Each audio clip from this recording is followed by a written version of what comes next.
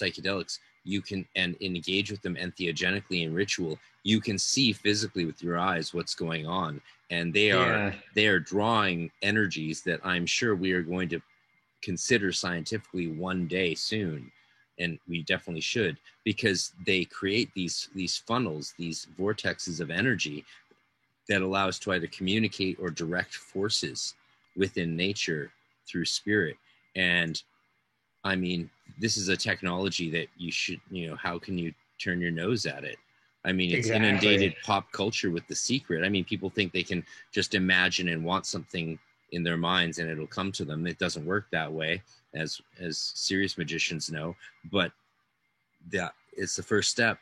I mean, there is more to that, and you can build up these thought forms or egregores and work with spirits that exist to the extent that they will make changes in your life. I mean, the amount of rituals I know, every ritual I do makes a drastic change in my life. The biggest problem usually is in me doing the wrong ritual for the wrong thing, like that's a bigger problem than thinking they might not work. The biggest problem is that they do work, and you got to be careful with how you do it. Like, you want to do it. How many people talk about doing a tarot spread before doing a ritual to see if they should do that ritual or tweak it and do something else? That's a huge problem, and I have caused huge problems in my life the few times that I might have been a little too loosey-goosey, because I was doing a ritual someone else directed, they weren't leaving time for something. I'm like, I don't know about this, I should have known better, and I'm like, oh fuck it, let's roll the dice. And then you're like, oh snap, that sucks, because you can see the correlation and the causation, and you feel it in your sphere. You're just like, that you did that, and you're like, well, aren't I a clever bear? Yeah. I always thought the idea of egregores was really fascinating. It's a unique word. It actually, even if you look it up online, it's the only word that I know of that directs you back to the Golden Dawn. It's literally a unique word, specifically and exclusively coming from the Golden Dawn, and it's entered into modern culture in a massive way, which is cool. There's books written called. That is cool. I didn't know that was its original origin. That is really cool. When I was lecturing at PantheaCon last February and got to hang out with all those great people like Chick and Tavi Cicero and C. Lonigan and just all these other celebrities of the occult world, like, what was really great about it was, as I was preparing that lecture, it became really clear to me how much not just the Golden Dawn, but the entire occult milieu at that time has influenced so much in our modern world today. Like, if you really look at the details, I was looking at the strains of Anglican clergy that Tony Fuller was talking about in his PhD dissertation, and all these other things from Aleister Crowley, and see the way that influenced pop culture and music. And like, then you look at the TV shows we have, it's like all of this is some version of Wicca, which is based on the Golden Dawn, or some other form of magic, which is probably using rituals based on the Golden Dawn. And it's just fucking overwhelming. You're like, holy shit, is like 40% of pop culture based on the Golden Dawn? And it's like, I would have always said no, but now you have people like Duncan Trussell talking about it, the Golden Dawn, and naming it on Joe Rogan, the #1 watched news thing in the world, or whatever you want to fucking. He's a weird ass phenomenon. It is an experience, really. He's like, yo, I'm going to be myself, and it's an experience, and it seemed to work. So a bunch of other people are like, yo, maybe we just need to be ourselves and like cut the shit and stop editing stuff into like proper formats that don't mean shit. I don't know. I was playing this podcast. I showed it to some millennials versus some Gen Z, and the millennials thought it needed editing. The Gen Z were like, no, this I believe what he's saying because there's no editing. And I was like, that's crazy. Because I was raised in the world of the 90s where it's like, make everything shiny and much music, MTV style, and clip and, fill in every drum fill with like the best drum, take the best kick drum and put it into all the kick drum slots, and do that. But now people will be like, that sounds too produced in electronics. So you have the people that like only listen to music with auto tuning, and then you have the people who are like, if it sounds like you might have added any auto tuning, you're shit, and I don't want to listen to you. And that's fascinating time to be It is, yeah. An artist and a creative person, but also therefore I think there's no barriers. Like creative people are spiritual people. Everyone's spiritual. The biggest problem in the Roman Catholic Church and a lot of mainstream religions, they've lost mysticism. They've lost the ability to communicate transformative spirituality through these ossified religious structures. And once we can get past that, we actually have a real chance to grow. So fingers crossed for aliens. Oh yeah. Right? I definitely think, especially yeah, musically inclined people definitely. But I mean anyone, like you said, and yeah, I think that's a good observation. But yeah, no, I'll take all that into consideration too with the ritual space and all that. I was just like I was like, well, should I get a separate table? I was like, for with the first one you made, like, what did you? Yeah, I actually made my first alt. Okay, no, that's not true. I actually just found the photos. Oh my God, do you want to see them? Holy shit, sure. I can do this. Okay, we're gonna fucking do it. One sec. Motherfucker!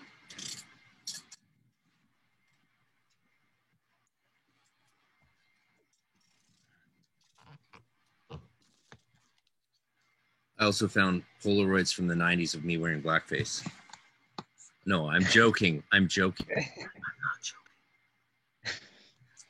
I'm joking. I was an Assamite in Vampire the Masquerade. You remember played role playing games? Yeah. Yeah. So I was an Assamite assassin. That's like an assassin character. That looks pretty. It looks pretty dope, though. So this is the end game. I haven't shown that much, but there's a full Golden Dawn temple that I was a part of, and nice. Oh yeah, you posted a lot of them too, right? In the I'm in so much trouble. I'm in so much trouble. Oh, why? Because it's not supposed to be displayed publicly. Who cares? Yeah. Do I look like I care? Yeah. What was it? Who got mad at you? Like people all I can tell you is like, I loved the people that I love my Golden Dawn life and everything I went through in those times. This is one of my funnest altars. This was my teenage altar to Yoda. That's awesome. I met him in a swamp down in Dagobah where it bubbles all the time like a giant carbonated soda. Y-O-D-A Yoda. What are the two big candles in the back? The black candles? Yeah, okay, yeah, there's that altar lasted until the curtains above it caught fire and went up one night during a Dungeons and Dragons game. That happened. Yeah, I've only burned down a few temples. Edward from the Esoteric Nerd podcast knows what I'm talking about. Me and some other people that's it. We've already covered that. It's been talked about.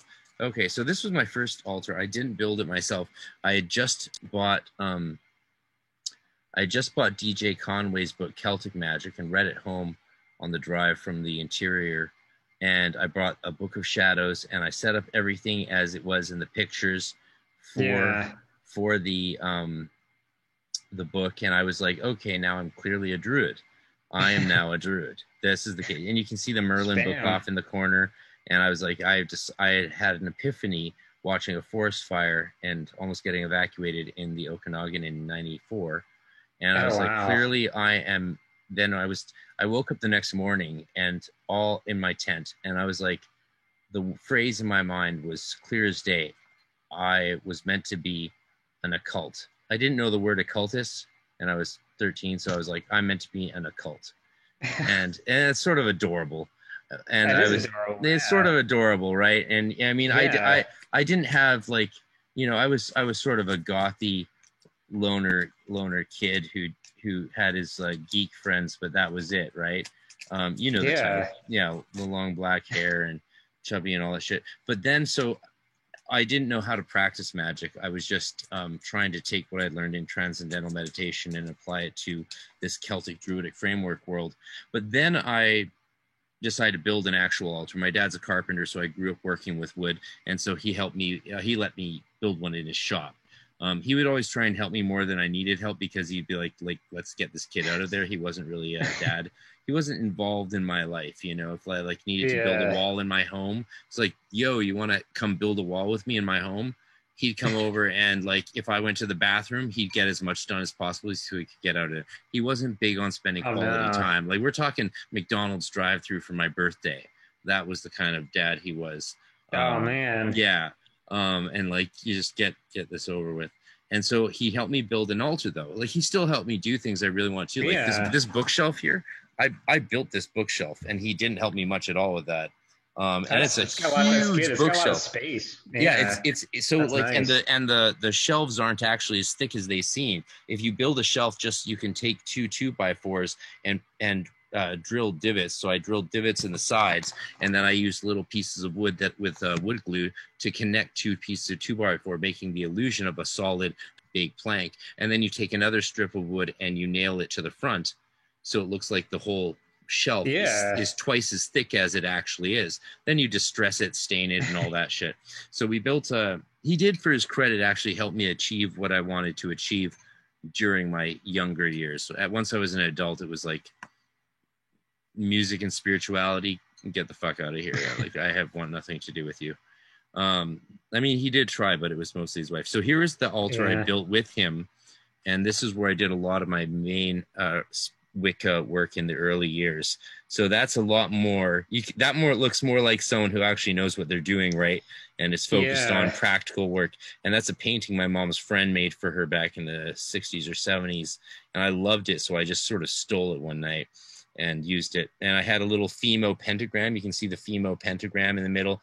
And there's my bag with my Futhark runes, because before I ever learned tarot, I was using Futhark for divination. And then my I love the rune stuff. Yeah, I loved the runes in the early days. Then my Athame and the incense thing and the candles.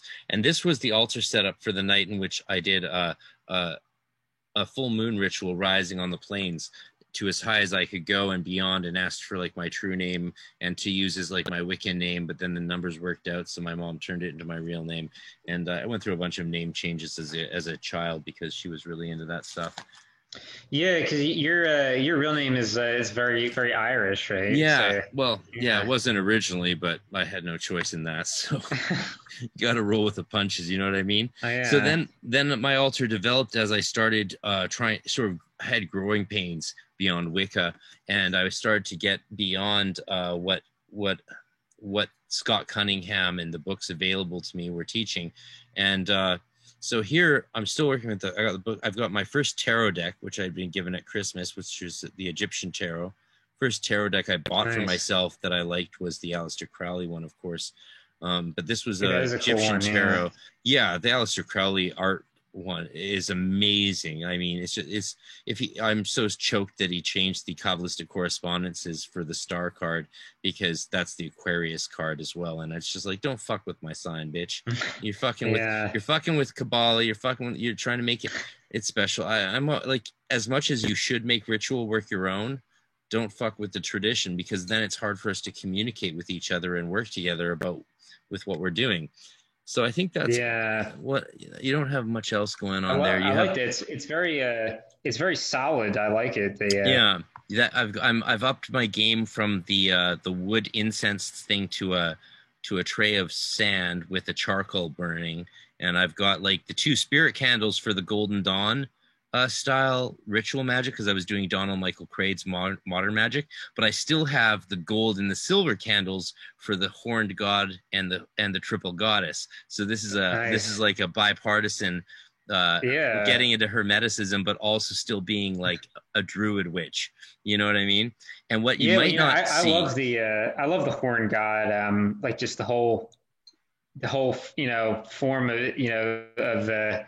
Because it's kind of an amalgamation of a lot of the European horned deities, right? Like Pan and Pan, and magic's just a bit more powerful when there's a little bit of horniness involved. Yeah, exactly. I think, and in every regard, yeah.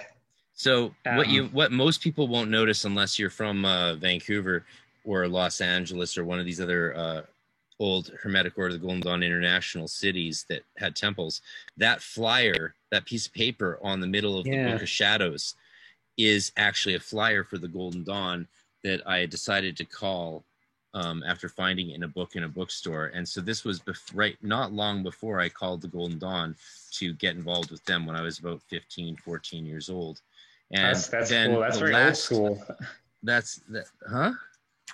Well, I like that, like the idea of like finding like a number in like a book and just like being, just calling them up. I mean, when you that's how we like, got members. This is the secret for any magical order. You go to a bookstore and you just take 200 flyers and put them in every single occult book. The store will be pissed off as fuck with you. They will not be impressed. They will hate it. They'll put up signs. It'll become a whole thing. But guess what you'll find?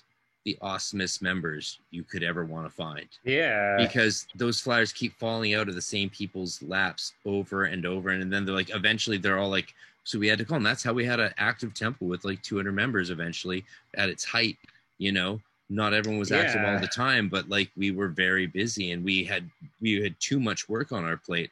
But that's what you want. You want too much work on your plate. The last altar is after I was in the Golden Dawn. There's a yellow candle for the air grade of Theoricus, and it's my most psychedelic altar because at this fabric store I had found this altar cloth, and for about a year during these grades I used this altar cloth, and it's pretty trippy. And you can tell I was in the air grade because I have my completed earth pentacle wrapped in silk on the altar there.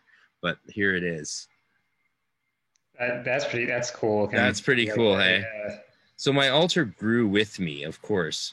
And there's my earth pentacle and then the blah, blah, blah. I like the candle holders too. They were ones I'm sure the little angels, little blue angels. Oh, nice. Holding the candles. Yeah, I'm sure I just stole that from my mom. She's like such a hardcore New Ager, right? She had all the treats and all the toys. The great thing about growing up with New Ager parents is like when you go to an occult bookstore, they're just like, it's open season. Like, yeah, I get whatever you want. But eventually cool. I had to build my library by selling all my Magic the Gathering cards and making a stupid amount of money. That's what really, really funded my early magical adventures, just putting these photos away. Well, I'm glad I got to share these. It was really exciting. Thank you. Thank you for sharing them. These 4 early altar photos. After that, so the reason I don't have photos of altars after that is because I went strict Golden Dawn, and that was that. And now when I set up altars, they're incredibly varietous and completely based on the working I'm doing. I mean, it's operation specific. But the real fundamental thing you had to take away from this is the effectiveness of altars. I mean, if you're going through a stage where your fucking life's a shambles, just keeping an altar space in your area is really healthy. A place where you can go and focus your mind and your attentions and create those egregores of energy in front of you. Yeah. And you can really use anything as its the base, right? Like even if it's from like, Hug an IKEA or whatever, or is it, or should it be more? Yeah, man. No, like dinner, those dinner coffee tables, like what tray tables for whatever works. Yeah, that's it. But yeah, I appreciate you sharing them too. Your personal ones. Well, it's cool to share them with someone who's just about to start on their ritual magic journey. Yeah, exactly. I heard I like because I mean I have like I like to adorn my place with various shit and candles and skull things and all. I heard like someone was like, oh, like you should never put like animal skulls anywhere near your thing. Is there any truth to that or not now? I don't know, man. I guess they're like, I wouldn't listen to anyone telling you what you should and shouldn't do, especially when it comes to your spirituality. I mean, I'd be more interested in someone saying like, I put a skull candle or a skull on my altar, and then the next day I died. Now, if someone told you that, I'd be like, I would listen to that person because they're probably a ghost. Yeah, exactly. But like Don't stop listening. Like we all need to not listen to like these theoreticians or armchair That's occultists. true. Yeah. I mean, it's your spiritual path. The reason I'm a fan of the Golden Dawn is because it's like the most comprehensive overall magical training. It's still missing a lot, but like it's the best comprehensive training. Like if you don't have it, you don't have it. Once you do have it, you literally don't need another book ever again. Yeah. You have so much work to do. But more importantly, you can work with a lot of other people. Now that's the same for most traditions. So getting and mastering and learning any traditions like learning an instrument, right? Once you play that instrument, you can play with other people who know that instrument. But moreover, you speak a common language for someone who plays any instrument or sings or does anything musical. And that's where it comes back to groove, right? Exactly. It's like, I don't know what that guy is doing, tapping that penny on the table in Ireland, but this is actually a musical art form over there. Some people like it. Most people hate it, but there can still be groove. Someone could tap a penny well on that table. And if they nail it at the right times in the right tune, and the you know, then it's like, oh shit, he really emphasized the crescendo there. I like that analogy. You know, I think that works. You know, that's why I like talking to musicians. Actually, you definitely, you know, like we were because we were talking about the which I did find that Yeats that poem. Oh, you fucking found it! Thank God for the bathroom break-in, which I actually just poured a gin and tonic. Oh, that's all right. Full disclosure. That's even better. Yeah. This is not what I would call a